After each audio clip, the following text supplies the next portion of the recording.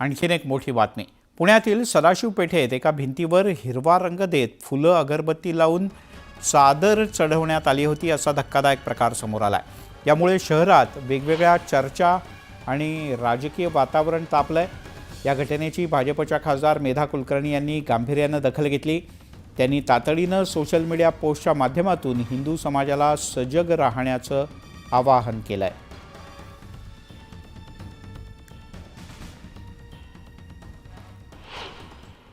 मला व्हॉट्सॲपवरून माहिती कळली आणि जेव्हा जेव्हा अशा प्रकारची माहिती कळते तेव्हा मी त्या ठिकाणी जाते।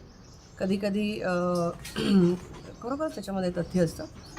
तर काल आम्ही तिथे गेलो तेव्हा आणि अनेक ठिकाणाहून हे व्हायरल माझ्यापर्यंत आलं होतं।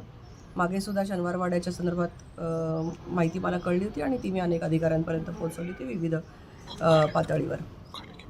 काल पण मी ज्या वेळेला तिथे गेले तेव्हा खरोखरच मला लक्षात आलं, मी आजूबाजूला चौकशी केली तेव्हा त्यांनी असं सांगितलं की या ठिकाणी अशा प्रकारचा हिरवा रंग, फुलं, उदबत्त्या असं काहीही पूर्वी नव्हतं आणि मग तिथे ते अचानक कसं आलं।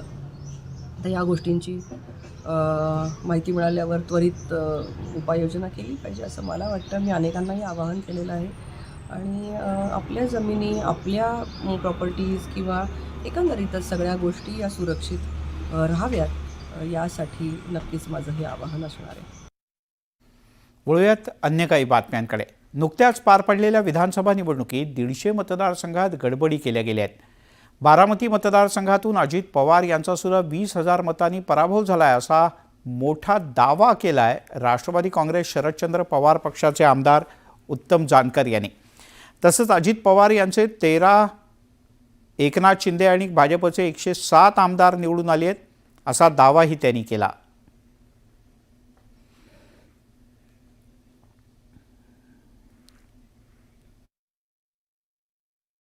जी निवडणूक घेतलेली आहे या सरकारने, त्यामध्ये जवळजवळ 150 मतदारसंघामध्ये यांनी गडबडी केलेल्या आहेत। यांचे मतदारसंघ किती आलेले आहेत पूर्ण सखोल माहिती काढल्यानंतर अजितदादा सुद्धा या मतदारसंघामध्ये 20,000 मतांनी पराभूत।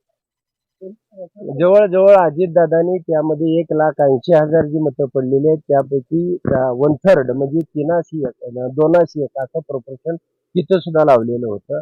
त्यामुळं योगेंद्र दादांची मतं 80,000 अधिक 7 अशी 41 आहेत आणि त्यांच्यामधली 81 मधली त्या ठिकाणी 60 वजा होतात, 21 वरती अजितदादा सुद्धा राहतात। अजितदादाचे फक्त 12 आमदार या ठिकाणी या राज्यामध्ये निवडून आलेले आहेत। त्यानंतर एकनाथ शिंदेचे फक्त 18 आमदार निवडून आलेले आहेत आणि भारतीय जनता पार्टीचे 77 आमदार, अशी मिळून सगळी मिळून संख्या त्यांची 107 आहे आणि 2-3 अपक्ष आहेत, अशी 110 फक्त संख्या। यासोबतच महाराष्ट्राची खबरबातमध्ये एक छोटासा ब्रेक, लगेचच परत येतो।